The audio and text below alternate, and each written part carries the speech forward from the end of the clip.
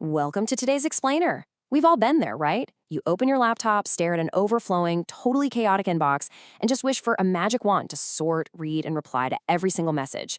Or, maybe just a match to burn the whole thing down. Well, today, we're not just wishing for that magic wand, we're actually going to build it. We are taking a scattered brainstorm for an AI email agent and turning into a highly scalable, incredibly cost-effective, cloud-native architecture. We've got a super clear roadmap for today. First, starting with mind mapping, then moving to email agent functions, comparing stateful and stateless setups, diving into serverless and containers, and finally, tying the whole shebang together with an event-driven architecture. Okay, section 1, starting with mind mapping, conceptualizing the idea. Before we write a single line of code or even stress about which cloud provider we're going to use, we absolutely have to visualize the dream. When you're conceptualizing brand new software, you really don't want to get boxed in by UI designs or database schemas too early on. You just want to get the raw concepts out of your head, branching out from one central node, which for us is the email agent. From that central email agent idea, we naturally branch out to our core actions. Branch 1 is just connecting to the email server itself. Branch 2 is using a large language model, or LLM, to handle intelligent categorization. Branch 3 is all about generating a draft reply. And Branch 4 introduces a massive safety net, human-in-the-loop approval. It's a natural flow, literally tracing the journey from receiving an email to asking a human for that final sign-off. Section 2, Email Agent Functions, defining the core logic. So, what exactly is this agent going to do when it's up and running? Let's break down the logic. First, the agent connects and fetches emails via a REST API, because email servers usually don't just hand over emails automatically. You actually have to knock on the door and request them. Next up, it parses and categorizes the email using the LLM to gauge sentiment and intent. Third, it whips up a suggested response if one is actually needed. And finally, it completely pauses and awaits human approval before firing anything off. The real magic here happens in that categorization phase.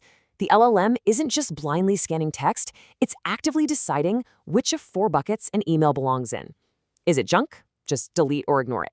Is it important? Boom, draft a response. Is it unimportant, meaning no action is needed? Or maybe it's undecided, which requires your direct input.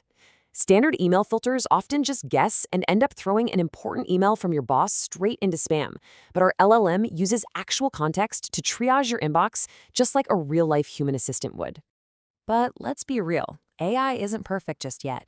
It can hallucinate or completely miss subtle nuances. And that's exactly why we implement a human-in-the-loop safeguard. This is basically a system where the AI does the heavy lifting, like drafting a long, complex reply, but a human steps in to review, edit, or approve it before anything is finalized.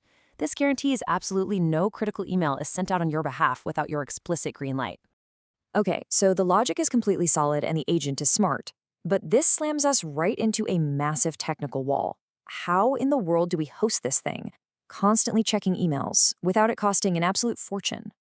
If your code is literally running 24/7 just sitting there waiting to see if an email arrives, your computing costs are going to skyrocket. Section 3, Stateful and Stateless, Handling Application Memory. To solve that multi-million-dollar hosting problem, we really need to talk about memory. Let's look at stateful architecture first. This is where an application relies on variables and data stored locally, right in its own active memory. If our agent remembers everything, like user IDs or the exact text of an email it just read, in its own local variables, it's stateful. And honestly, that's incredibly dangerous in the cloud. If that specific machine crashes, or if you simply want to turn it off to save a few bucks, all of that memory is wiped out instantly. Because of that, we absolutely must design a stateless architecture. In this setup, the application code is entirely independent from the data it's processing. Instead of hoarding memory locally, everything is securely saved to an external database. This is a total game changer. It means our processing machine can spin up, do a quick task, save the results externally, and then safely shut down when it's not being used. It's the absolute key to scaling without going broke. Section 4, Serverless and Containers, the cloud-native approach. When it comes to physically hosting this stateless application and bypassing those bloated traditional methods, the contrast is pretty stark.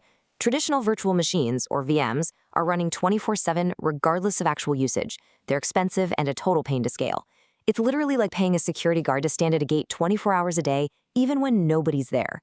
On the flip side, we have serverless containers. A serverless container only wakes up exactly when an email arrives or a specific task is requested. It's super lightweight, incredibly cost-effective, and scales effortlessly. It clocks in, gets the job done, and clocks right back out. There's this brilliant quote from our source material that says, "To build your application in the environment it is intended to live in, like planting a tree directly in the soil where it will grow." This hits the nail on the head for cloud-native development. By picking containers and a stateless design from day one, we aren't just hacking an app together on a laptop and praying we can force it onto the web later.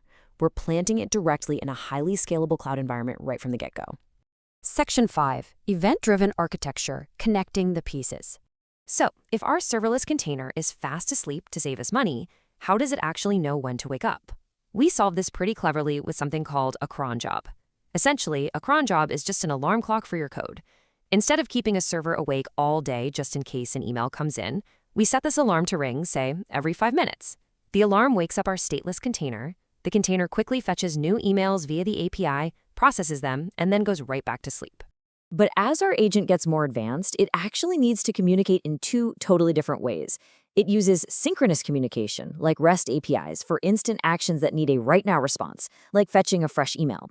But it relies on asynchronous communication, using message queues like Kafka or RabbitMQ, when a task doesn't have to happen this very second. For example, when the AI drafts a reply and needs our human in the loop to review it, it asynchronously drops that into a queue. The AI doesn't just freeze up waiting for you, it drops the task off so you can review it later at your own pace.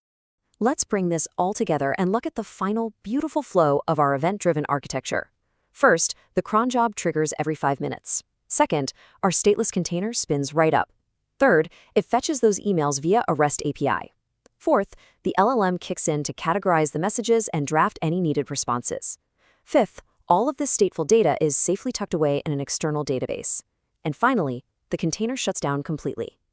By sticking to these steps, we've bypassed expensive traditional servers and built an AI agent that is highly scalable, incredibly cheap, and totally functional. Now that you understand this entire lifecycle, from a simple brainstormed mind map all the way to a robust cloud deployment, I really want to leave you with a question to chew on.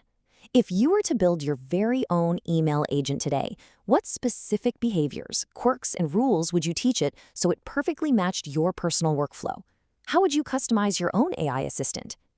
Thank you so much for joining me on this explainer. Keep learning, keep building, and I will catch you next time.